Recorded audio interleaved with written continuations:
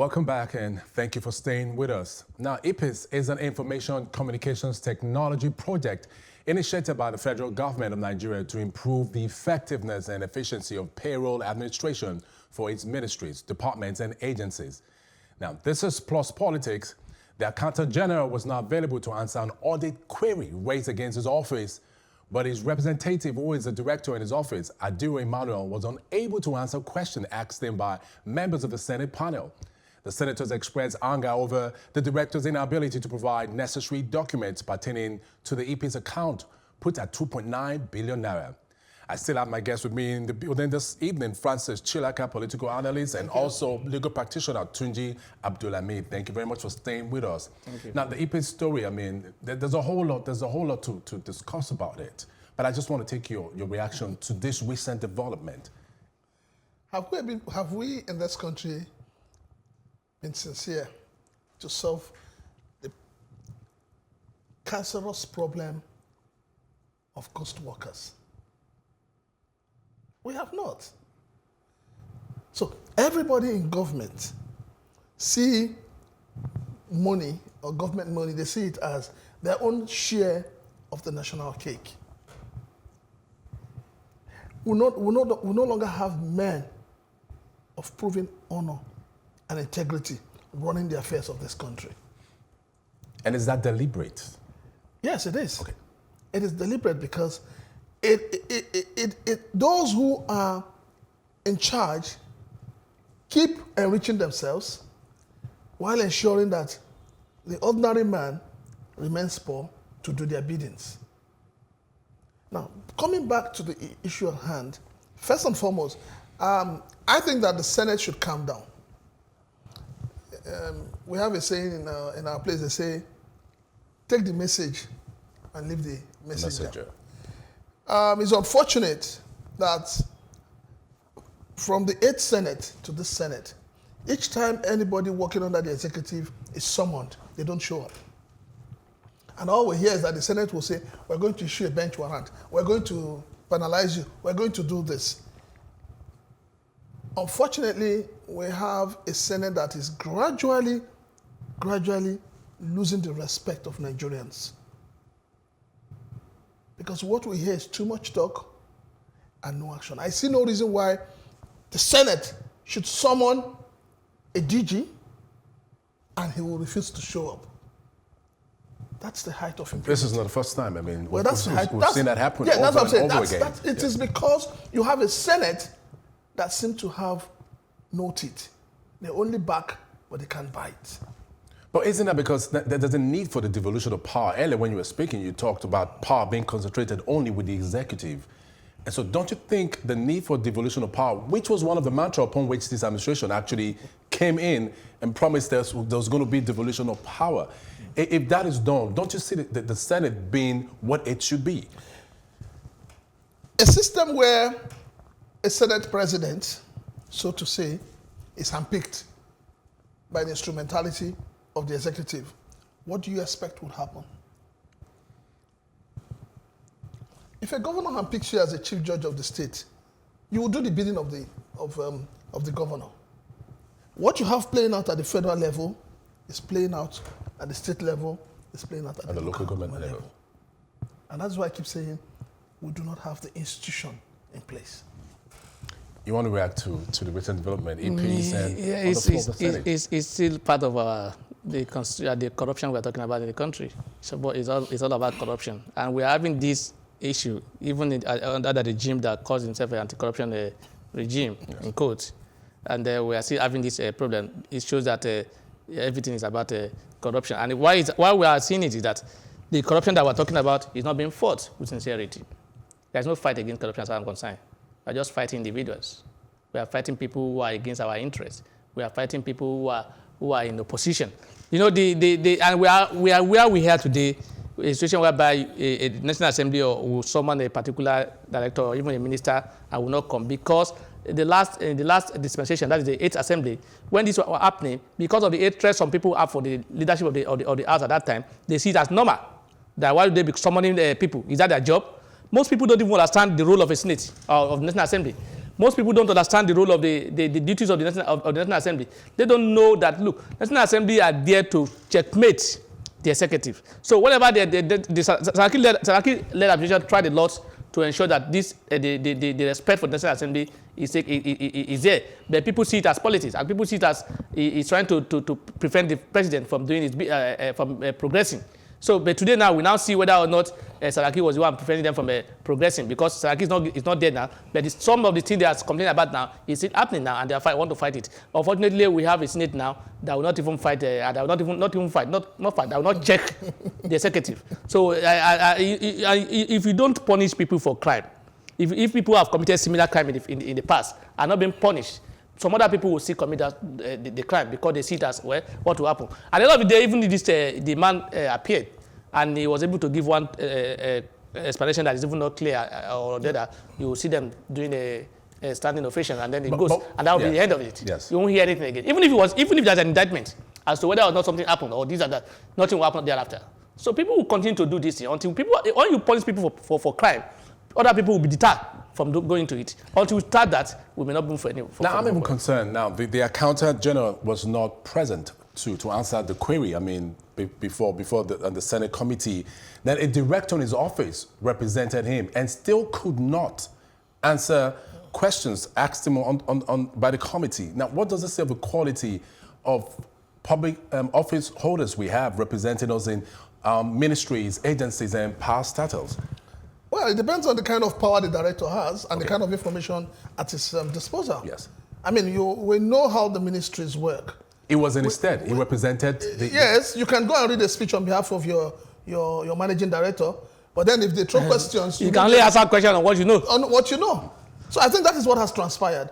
You know, the accountant felt that, oh, okay, let it not be that I wasn't there and nobody was there. Yes. So you go and, stand in for me.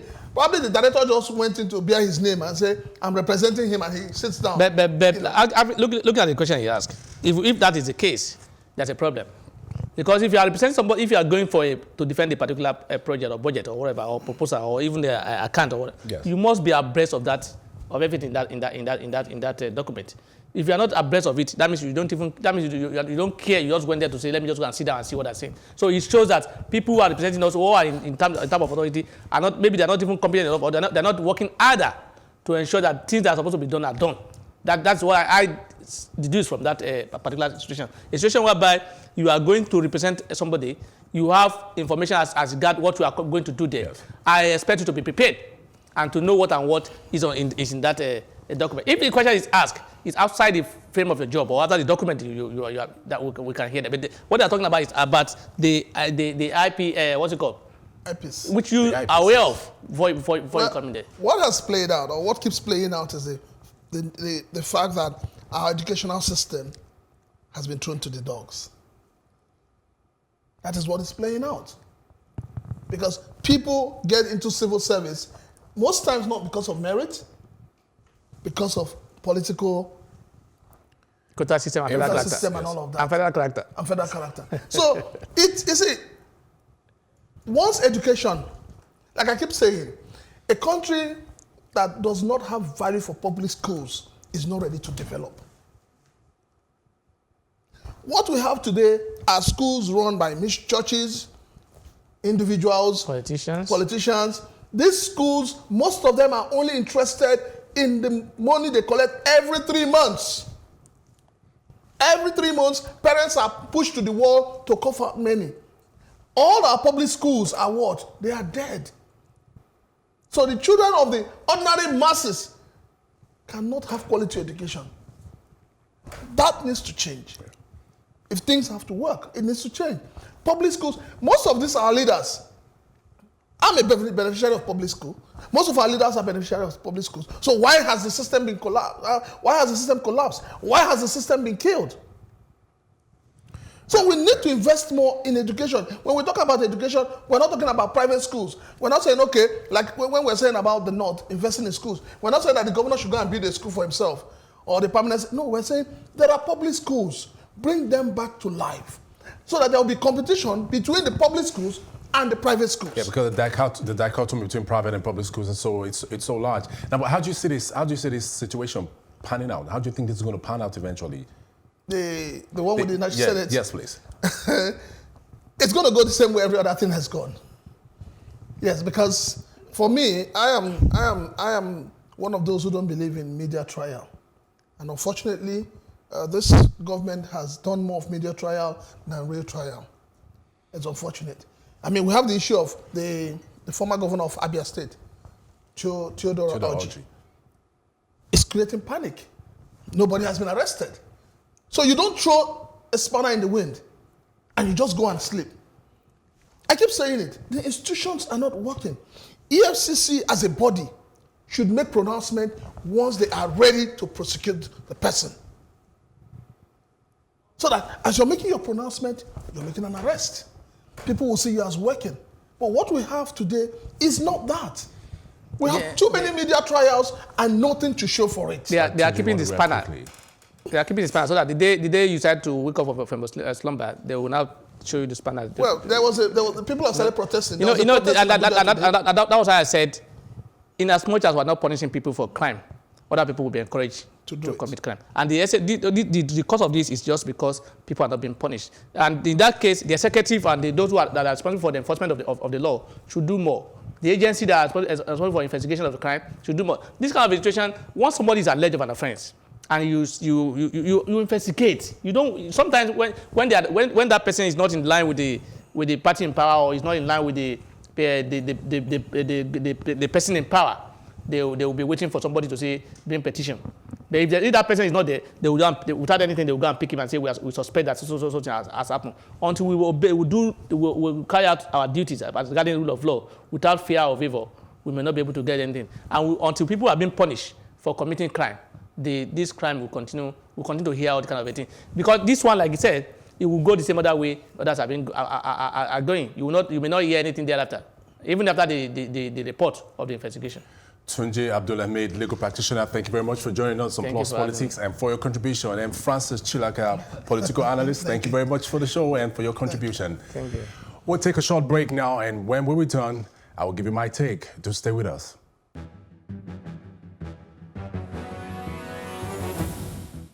The Senate has confirmed the nomination of Captain Musa Nuhu as the Director General of the Nigerian Civil Aviation Authority, NCAA. The approval of Captain Nuhu followed a presentation and consideration of screening reports by the House Committee on Aviation led by Senator Smart Adeyemi during plenary.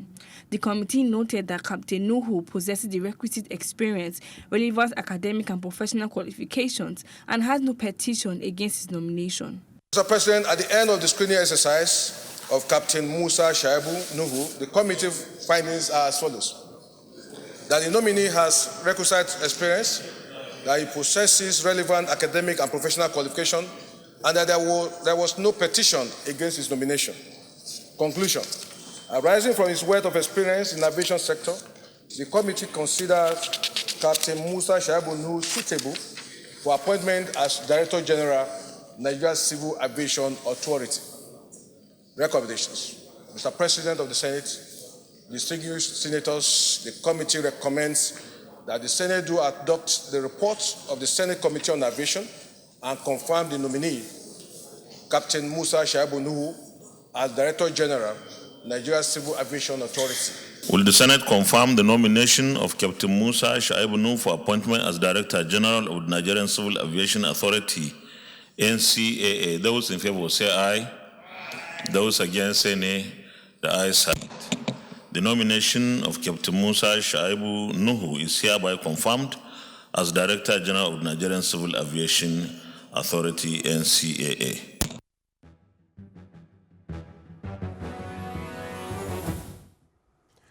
And here is my take. The statement by the Emir of Kano, Muhammad Sanusi, that the northern part of Nigeria is destroying itself with the quota system is sadly true. The leadership class in the North must see this statement as a wake-up call to address the myriad of issues facing the northern Nigeria. They can't continue to deny the obvious. The task ahead of them is to fix the many issues, and failure to do so will birth anarchy in the future. And on IPPIS, the failure of the Accountant General of the Federation to appear before the senators makes a mockery of the anti-corruption campaign of President Muhammadu Buhari And government officials must account for the funds allocated to their office to ensure transparent use of public funds. It needs to account for the 2.9 billion naira IPPIS fund, and the senator should use every legal means possible to get him to do this. That's our show for tonight. Join us again tomorrow, same time, and have a good evening.